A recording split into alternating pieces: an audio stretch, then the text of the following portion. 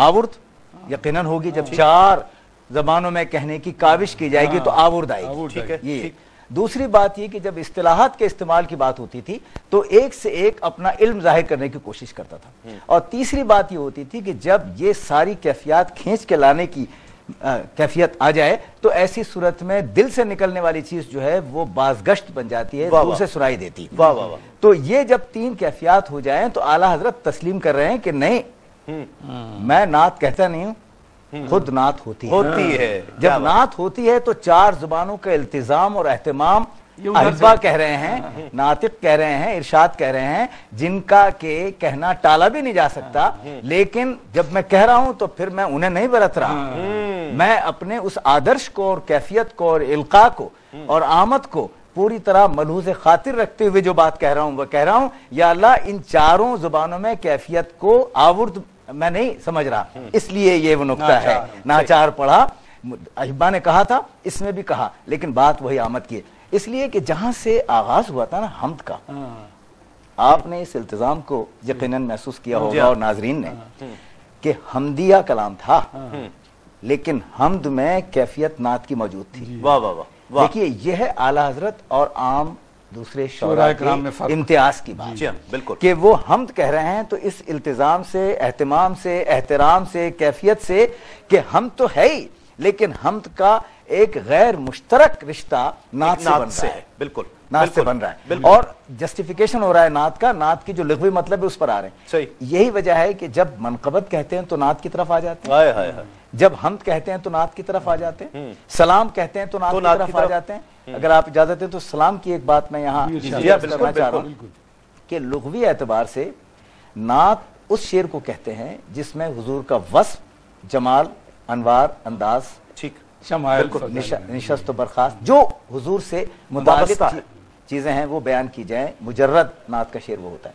لیکن ہمارے یہاں کیفیات کو اور واردات قلبی کو بھی نعت کا شعر تسلیم کرتے ہیں، لیکن چونکہ رشتہ حضور سے اس لیے نعت ہے. اعلیٰ حضرت کا کمال یہ ہے کہ ان کے یہاں آپ جتنے اشعار دیکھیں گے اس میں کہیں تجرد کے علاوہ کوئی بات نہیں ہے، تجرد کا التزام رکھتے ہوئے وہ نعت کی کیفیت پر آ جاتا ہے. سبحان اللہ. واہ واہ. بہت دوسری حد یہ ہے کہ سلام میں ایک کمال بات ہے کہ پورا سلام دیکھیے آپ، ہر مصرے کا ہر ٹکڑا نعت ہے. واہ واہ واہ. اس لیے کہ نعت مکمل مصرے یا شعر کی بات نہیں، اشارہ کنایا بھی نعت ہوتا. تو یہاں التزام یہ ہے کہ تمام اشعار تو ہیں، اشعار کے مصرے نعت، مصرے کے ٹکڑے نعت. دوسری بات یہ کہ ایک صنف میں ایک قطع کلامی ہوگی آپ کی بات آگے بڑھاتے ہوئے کہتا ہوں کہ مصطفیٰ جان رحمت پہ لاکھوں سلام، شم میں بزم ہدایت پہ لاکھوں سلام. جب اس پر آدمی غور کرتا ہے تو اس میں کم از کم 12 عنوانات نکلتے ہیں جس ہر عنوان پہ ایک کتاب لکھی جا سکتی ہے.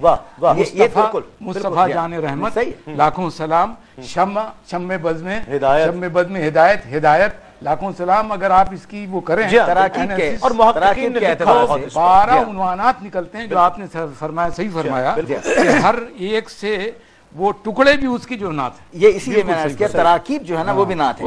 اچھا اس میں میں یہ عرض کر رہا تھا ایک صنف سخن ہوتی تھی جس پر اساتذہ بہت اپنے فن کا اظہار کیا کرتے تھے اور وہ سراپا کہلاتا. جی جی جی. اور بڑے بڑے شعراء نے مجازی انداز میں سراپا تحریر کیا ہے. اس کے بال ایسے اور آنکھیں ایسی اور چہرہ ایسا اور بشرا ایسا اور قد ایسا اور کاٹھی ایسا، مجازی انداز میں. حد تو یہ ہے کہ قلی قطب جو پہلا صاحب دیوان شاعر اردو کا تاریخ اعتبار سے، قلی قطب، اس نے تو تمام اشعار جو ہیں وہ کہی سراپے کے، لیکن یہ سراپا صنف جو تھا وہ ختم ہو رہا تھا. اعلیٰ حضرت نے سلام کی صورت میں سراپے کو زندہ کیا. آپ دیکھیے کس طرح کیا کہ اب بال سے لے کے پیشانی اور بھویں اور آنکھیں اور لب اور ٹھوڑی اور گردن اور شانے اور ہاتھ اور یہاں تک کہ آخر میں تلوے، یہ جو کیفیت ہے سراپا کی اور سراپے میں کمال سراپے کا ذکر جب ہو رہا ہے ہر عضو کا تو اس عضو کے وصف بھی بیان ہو رہے ہیں اور قواسی سے اس کے موجودات بیان ہو رہے ہیں اور قواسی سے اس کا رشتہ جو ہے وہ زبان جس کو سب کن کی کنجی کہیں، وہ دہن جس کی ہر بات وہی خدا پڑ گئی جس پہ محشر بخشا گیا. اسی لیے میں عرض کر رہا ہوں کہ یعنی نعت کا التزام اپنی جگہ اور پھر سراپے کا اہتمام اپنی جگہ. مجھ سے خدمت کے قدسی کہے ہارا سے خدمت کے قدسی کرے پڑھ رضا مصطفیٰ جانے رحمت کے نام سلام شمع بز میں ہدایت پہ لاکھوں